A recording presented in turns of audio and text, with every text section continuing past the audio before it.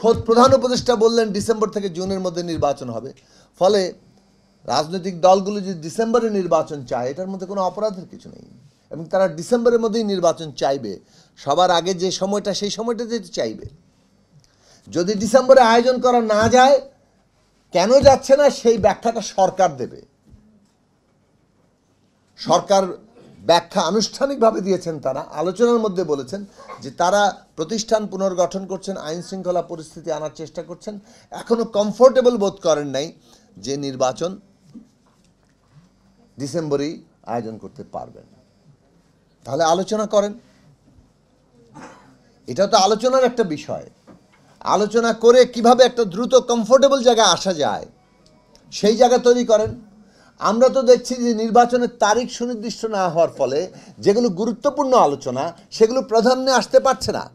বাংলাদেশে এখন গুরুত্বপূর্ণ আলোচনা হচ্ছে সংস্কার কোন কোন প্রশ্নগুলো সত্যিকার অর্থে ন্যূনতম এই জায়গা না গেলে দেশে ক্ষমতার ভারসাম্য তৈরি হবে না। এখন টিক চিহ্ন আর ক্রস চিহ্ন দিয়ে কিন্তু সব বোঝা যায় না। আপনি লিখে দেখে দিয়েছেন 2 বারের বেশি প্রধানমন্ত্রী কেউ হতে পারবে না, আপনাদের প্রস্তাব। আপনি কারো ক্ষেত্রে লিখলেন টিক চিহ্ন আর কারো ক্ষেত্রে লিখলেন ক্রস চিহ্ন। মনে হলো যিনি ক্রস চিহ্ন তিনি বোধহয় এটা মানেন না, কিন্তু এখানে যে তার ভিন্ন প্রস্তাব আছে সেটা কিন্তু আর এখানে উল্লেখিত হচ্ছে না। মনে হচ্ছে এটা বোধহয় মানে হ্যাঁ আর না এর মধ্যে ফেলে দেওয়া হলো। এইভাবে করে কিন্তু সংস্কারের কোনো মানে একমত আর দ্বিমত হবে না। পদ্ধতি হিসেবে অত্যন্ত ভুল। রাজনৈতিক ঐক্য তৈরির বদলে যদি এই সংস্কার কমিশন এমন কোনো উপস্থাপনা হাজির করেন যেখানে রাজনৈতিক মানে মাঠের মাইলেজ নেওয়ার চেষ্টা হবে কারো কারোর জন্য, সেইটা কিন্তু অনেকেই মানবেন না। ফলে আপনারা নিজেরাই পরোক্ষভাবে বিরোধ উস্কে দেওয়ার জায়গাতে ভূমিকা রাখবেন। এই জায়গাগুলো পরিহার করা দরকার। সত্যিকার অর্থে কোন জায়গাতে ক্ষমতার ভারসাম্য তৈরি হওয়ার জন্য অপরিহার্য সংস্কার, সেই জায়গায় আমরা ঐক্যমত্য হতে পারছি কিনা। যদি না হতে পারি তাহলে সেটা নির্বাচনের ম্যানিফেস্টোতে যাবে। জনগণকে সেই বিষয়ে সংগঠিত হওয়ার সময় দিতে হবে। আমরা যারা মনে করি প্রধানমন্ত্রী 2 মেয়াদই হওয়া দরকার, সেটা যদি শেষ পর্যন্ত ঐকমত্য না হয়, যারা বলছেন 3 মেয়াদে, যেমন বিএনপির প্রস্তাব হচ্ছে তারা 3 মেয়াদ পর্যন্ত চান, মাঝখানে একটা বিরতি সহ। এটা তো কেবল ক্রস চিহ্ন দিকে বোঝা যায়। যারা 2 মেয়াদ চাচ্ছেন আর যারা বলছেন 3 মেয়াদ একটা ক্রস গ্যাপ সহ, সেটা কি কেবল ক্রস চিহ্ন নাকি এটা ভিন্ন প্রস্তাব? এখানে যদি শেষ পর্যন্ত ঐকমত্য না হয় তাহলে মীমাংসা কি? মীমাংসা হচ্ছে জনগণের কাছে যাওয়া। জনগণের কাছে যাওয়া, জনমত সংগঠিত করার এই যে কাজটি, সেটা আমরা করতে পারছি না। কারণ নির্বাচনই কবে হবে আর সংস্কারের এই জায়গায় কোন জায়গায় বিরোধ এবং ঐক্য, সেটা তো এখনো পর্যন্ত ফয়সালা হয়নি। আপনারা 15 জুলাই পর্যন্ত সময় নিয়েছেন, ভালো কথা। 15 জুলাইয়ের মধ্যে এই বিষয়ে কতটুকু ঐকমত্য হলো, কোন কোন বিষয়ে দ্বিমত আছে, কারণ এগুলো অনেকগুলো এখনো নেগোসিয়েশনের বিষয়। এখানে অনেকগুলো বিষয় আলোচনার বিষয়। রাজনৈতিক দলগুলো যেমন ঐকমত্য কমিশনের সাথে আলোচনা করছেন, তেমনি রাজনৈতিক দলগুলো নিজেরা আলোচনা করছেন, এবং অনেক জায়গায় নেগোসিয়েশনের মধ্যে দিয়ে অর্জন করা সম্ভব যদি আস্থার সম্পর্ক থাকে। তাহলে সেই জায়গাগুলো আমরা সম্পন্ন করি, আগে ভাগে এমন বিরোধ সৃষ্টি না করি যাতে যা অর্জন করা সম্ভব ছিল সেগুলো থেকে আমরা পিছিয়ে পড়ি। কাজে আমরা যে সমস্ত প্রশ্নগুলো এখনো অর্জন করা সম্ভব সেগুলো দ্রুততম সময় 15 জুলাইয়ের মধ্যে করি। নির্বাচনের সময় ঘোষিত হলে তাহলে যে সমস্ত বিষয়ে দ্বিমত আছে সেগুলো নিয়ে আমরা জনগণের কাছে যেতে পারি। জনগণ যে সংস্কার প্রস্তাবকে বেশি সমর্থন দিবেন, নির্বাচনে বিজয়ী করবেন, সেই সংস্কার প্রস্তাবে কিন্তু বাস্তবায়িত হবে। এই জনগণকে সেখানে সিদ্ধান্ত নিতে দিতে হবে। এটা ধরেই নেওয়া হয়েছে যে একটা দলই জিতবে, কাজেই আমাদের বোধহয় কোনোভাবে চালাকি করে বুদ্ধিশুদ্ধি করে একটা ঢুকিয়ে দিতে পারলেই বোধহয় একটা সংস্কার হয়ে গেল। যতক্ষণ না পর্যন্ত সকল পক্ষ সম্মত হচ্ছে, এটা বুদ্ধি করে ঢুকিয়ে দেওয়ার ব্যাপার নয়, এটা চর্চারও ব্যাপার। সুতরাং সেই দিক থেকে আমাদের জনগণের কাছে এটা যাওয়াটা অত্যন্ত জরুরি। এই সংস্কারের বিষয়গুলো নিয়ে। কেবল শুধু সেটা নয়, নির্বাচনের পরিবেশ অত্যন্ত গুরুত্বপূর্ণ।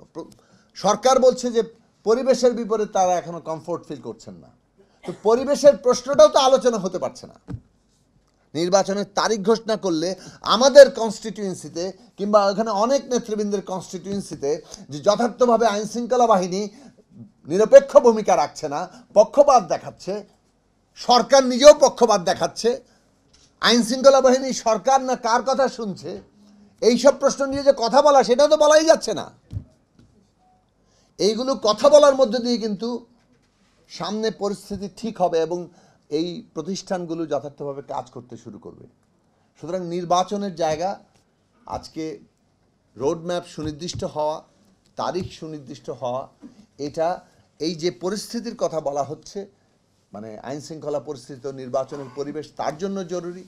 সংস্কার প্রস্তাব জনগণকে মধ্যে সম্পৃক্ত করে তাকে একটা জনমতের জায়গায় নিয়ে যাওয়া তার জন্য জরুরি, এবং দেশের সামগ্রিক স্থিতিশীলতা, অর্থনীতি সহ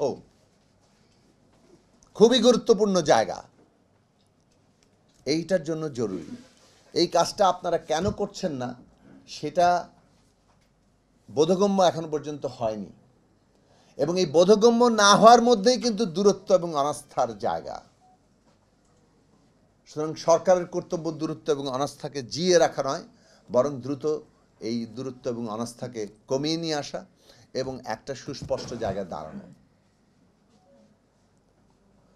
বাংলাদেশে আরেকটা গুরুত্বপূর্ণ সমস্যা তৈরি হচ্ছে।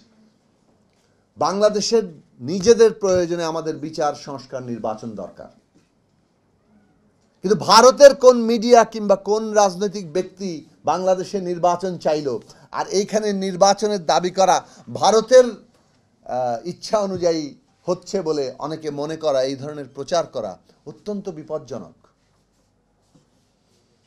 অত্যন্ত বিপজ্জনক।